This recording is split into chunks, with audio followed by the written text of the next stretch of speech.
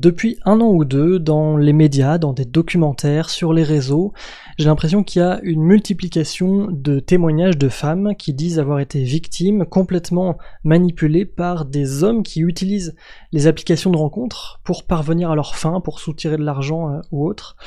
Certains de ces cas sont traduits en justice, et je vous parle aujourd'hui d'une affaire en cours, celle de Lesty, qui est racontée dans une série de 4 épisodes du podcast Passage de Louis Média. La série s'appelle Lover-Voleur.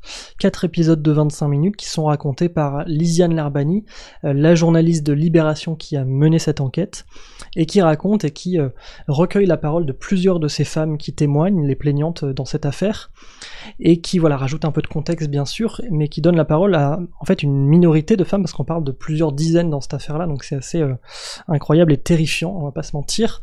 Donc allez-y, écoutez ça, Lover-Voleur. Faites-moi vos retours si vous avez envie, et je vous dis à demain. Je présente mon billet, elle prend mon téléphone, elle agrandit, je vois qu'elle zoome, elle me dit « mais c'est un faux billet, madame ».